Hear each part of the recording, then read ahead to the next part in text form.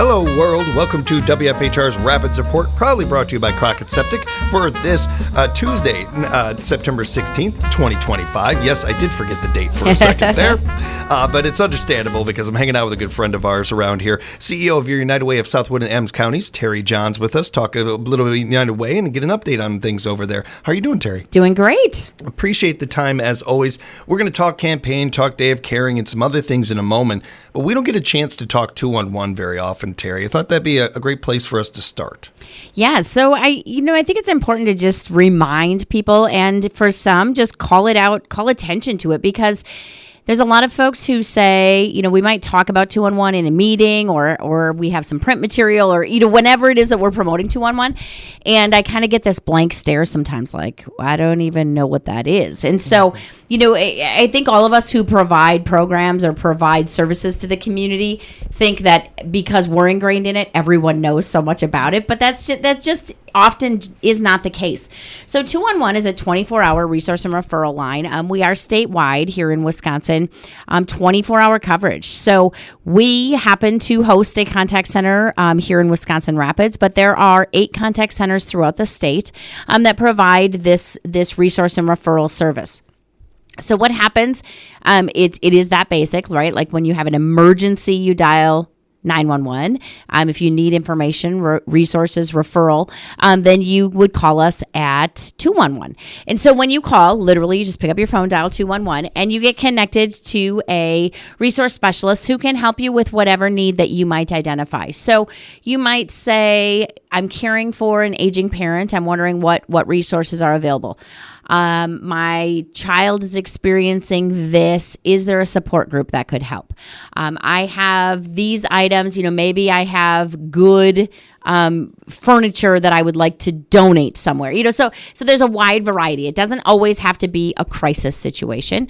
It can just be, hey, I have these things and I'd like to know what can happen with them, or I have a need. And the resource specialist will give you a list of programs or resources in the community that you're calling from that can potentially help you. When it comes to that variety of questions, Terry, I've mentioned to listeners before, looking for dental care in the community and reaching out to 211 for that. And honestly, it was a bit of a Hail Mary. I wouldn't have expected any information, but I gave it a shot, talking to you and everything, and certainly has helped me out a lot. And just a wide range of different things that they can help with. And also keeping in mind, if you do throw them a curveball and maybe there's something they don't, they're going to help you find the information. They're going to help you get the resources. They want to know it as much as you do if there's a gray area or something along those lines. And sometimes, though, to that point, which is a very good one, sometimes there aren't resources. Sometimes we don't have resources in the database that meet that need. And so, yes, the resource specialist will try to find, something. Maybe they're just doing a quick search while they're on the phone with you outside of the database. But one of the things, which is unfortunate maybe for the specific caller, but one of the things that those situations provides is an unmet needs list, right? So then we can evaluate that as part of our normal program evaluation and say, gosh, we've gotten 5 calls for this, particular area of interest, in the last maybe 6 months. Is it something that we need to explore? Or could we talk with other service providers to say, could you change or expand your service a little bit to include, XYZ? So that can be unfortunate for the caller right now immediately, but it does help us establish unmet needs as well. Yeah. One of the other things that 211 does is we have disaster response relationships with almost every county's emergency management. So here in Wood County, we have a really strong relationship. I can't speak for every 211 contact center in every county, but as a state, we've tried to leverage these relationships and memorandums of understandings with local emergency management so that if something happens that emergency management needs to respond to, in many cases, people are directed to 211. So most often for a damage report or to help triage. The flooding that happened about a little over a month ago in Milwaukee, we're still, as a statewide system, handling those calls because 211 is the one processing those damage reports. Then the emergency management can look at the report on the backside and say, oh, okay, we've got someone here who's actually surrounded by water, so they're trapped. You know what I mean? Versus somebody who maybe has a little bit less precarious. It's still very important, but they have it's a multi-page questionnaire that they go through with those who are reporting damage. We had it within our service area a few years ago. There was a tornado that went through Chetek and Barron County area, and we handled those damage reports. So that's another way that 211 is uplifting the community. Through volunteerism, we have another opportunity around disaster, and I think these things go hand in hand. We have what we call a VRC, or a volunteer reception center. This is to help manage and triage spontaneous volunteers. So when something happens, let's say a windstorm goes through, and people want to help, but they're unsure, and sometimes you can't always have emergency management present on every street to make sure everyone is safe. And, it's difficult. First responders need to be responding, for their area of expertise. So a volunteer reception center, ours has been in place for several years. We're at about 8 years now, but this is groups of people who are trained to handle spontaneous volunteers. So when something happens, they can pop up their reception center. Emergency management will say, if you want to volunteer, contact United Way, contact 211. They would report to the volunteer reception center. They would say, oh, yes, a windstorm happened. We could use help with cutting trees, removing brush, whatever it is at this location or that kind of thing. So it is pretty cool. The other awesome thing about this is our volunteer coordination from a staff level manages the reception center, and we have 2 trainings every year. So in the spring, we do a training where we actually put out a scenario. This emergency, or this disaster happened. How would this group respond? So we kind of do a full-blown training in the spring because likely in our community here, if we're going to have a disaster, it's going to be in those spring or summer months, likely. I'm not saying nothing else could happen, but and then we do a refresher training in November. So that's part of why, I'm bringing this up now, is that if this is of interest to you to help, just kind of direct and manage those volunteers, we do need people to go through the volunteer reception center training, and that will be this year on November 12th. And it does require an RSVP. This is a partnership between us and Wood County Emergency Management. And it's just a really great thing, a really great relationship. I hope we never have to mobilize it, right. But it's super cool that we have, 20 to 30 individuals who are staying the course, saying, yep, I'm going to stay up on this. So if it's needed, I'm ready. And so this is another way that United Way, that 211 is impacting the community, in a kind of a behind the scenes, kind of a quiet way until or unless something happens. So we could use a few more volunteers for our volunteer reception center. So if this is something that interests you, you could contact us at United Way at 715-421-0390, or you certainly can check it out on our website. We've got a little information on there. You also can just come to that meeting on November 12th. You do need to let us know ahead of time. We do provide pizza.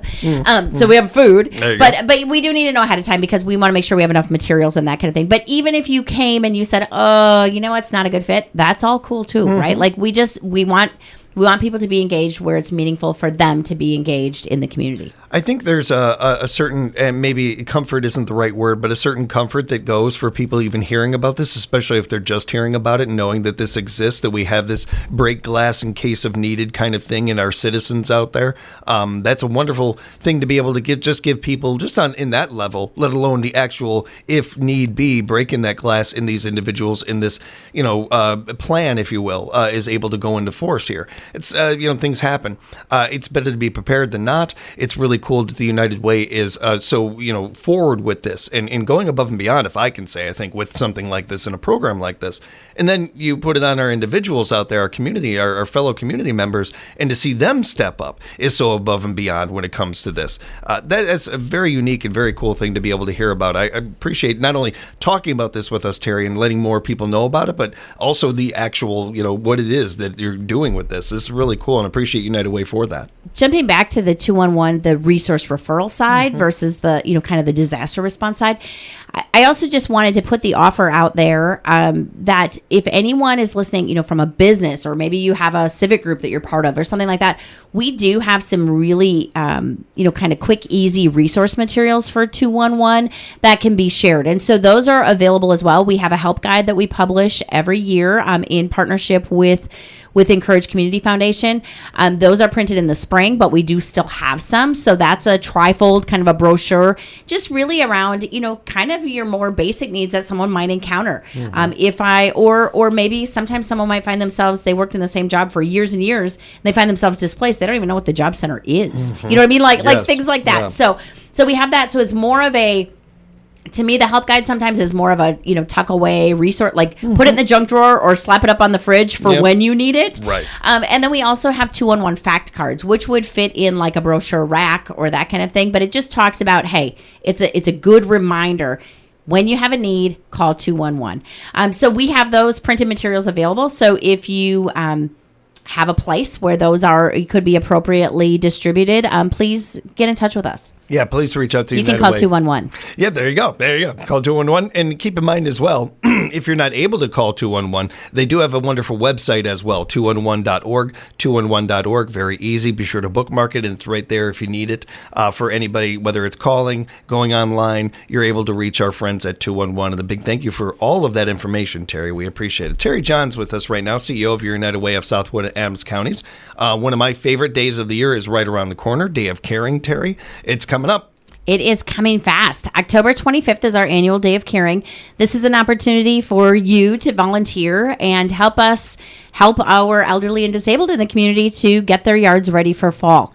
So we are currently taking two types of registration. One is registration for yards. So if you are elderly or disabled, you don't have the financial means to hire someone, we are willing to organize a team of volunteers to help you get your yard cleaned up.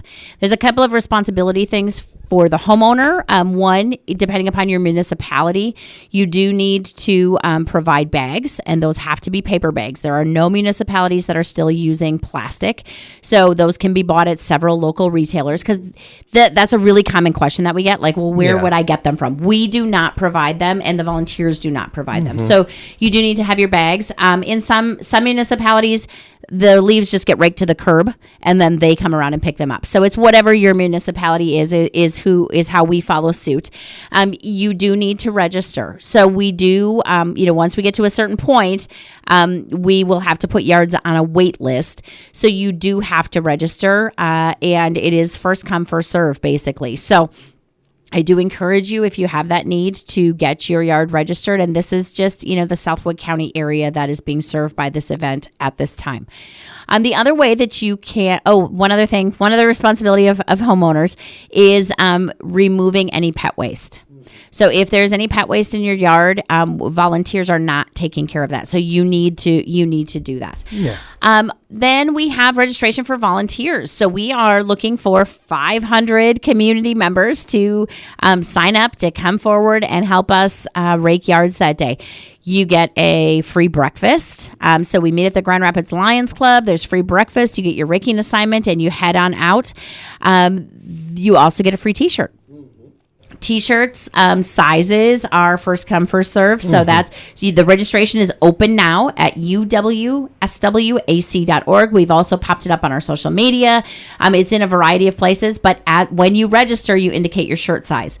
Another thing that just seems to come up every year, someone will register literally the day before and they're mad that we don't have any medium t-shirts left. Well, sorry. You'll have to wear a large. So, I mean, we try to balance it all as best that we can, but we do really encourage people to join us. It is a rain or shine event, which I understand raking leaves if it's raining doesn't sound appealing, but you know what? It's also kind of a get her done kind of thing, right? Like we just got to roll up our sleeves and get it done. Breakfast starts at 8 a.m. Raking assignments 9 a.m. We send you on your way and say, get to it. We have the volunteers let us know when they've completed a yard, so they can do that by phone call or text, just to confirm, that yes, hey, this one's done. But it's a great day. It's a great opportunity, and we certainly encourage you. You can register as an individual. You could register as a family. You can register as a group. Maybe it's a group of folks you work with, a civic group, church group, or if you are willing, if you want to just sign up by yourself, we can pair you up with someone, or we can just give you a really small yard. But sometimes it's fun to just be paired up with another individual or family or small group. I mean, we do also ask the homeowners when they register, we kind of ask, like, how many trees do you have? Which, sometimes everyone's perception is different, right? So we have had times where we have a group of 4 and we send them and we're told there's 2 trees, and so that should be no problem. But, maybe they're the 2 biggest trees in the entire city. Yes. So, we do the best we can to balance it out. And then I just want to also give a shout out, because I know they're present here, but a huge shout out to the River Kings. The River Kings can't participate because they typically have games on the weekends, right? Yeah. So they do, though, participate in a large way the following week, and they help us get anything done that maybe didn't get done, or something that slipped through the cracks, or maybe we got everything done, but there were 3 yards on the wait list. They really help us put a nice bow on top of this event, in that last week. So they've already committed to doing that again this year. So I just want to give them a shout out. Of course, a huge thank you in advance to all the volunteers. But we appreciate them willing to be flexible and saying, just tell us what you need and we'll do it. I mean, a rake and a hockey stick aren't that different, Terry. I mean, no, I'm kidding. I've talked to Coach Paul about this off air, on air, when it comes to the River Kings being involved in Day of Caring or different events in this area. And not only is it very important to him with being a part of the community and the River Kings being represented in this community and everything, but how important it is to him that these young men that come to our town with their skills and their talent, chasing their dream, that they put into the community, that they're a part of the community, that they get an idea of this is more than hockey. This is bigger than sport. And I think it's just part of it's also really cool because it's part of their value system. I mean, Coach Quarters was like that too. It was like, hey, these guys are, they're being immersed in this community, and yes, they're here to do a job, but part of that is how do they fit in the fabric of the community? So, I think it's amazing. Looking forward to that. Encourage you to either sign up your lawn or sign up yourself to be a part of Day of Caring. Get on over to uwswac.org. Sign up today, everybody, especially want to get those lawns in right away, because you don't know how many we don't know how high we are in the numbers, so you want to get those in there. And, of course, everybody volunteer. We appreciate you doing that. Did want to make a couple of quick notes, Terry, before we let you go here. United Way Day at McDonald's is going on tomorrow, September 17th, for those listening to this in current time. We want to remind everybody from 7 to 7 to get on over there. McDonald's has never tasted better, Terry. Absolutely. It tastes fabulous. Well, I think it tastes good all the time, but it tastes fabulous tomorrow.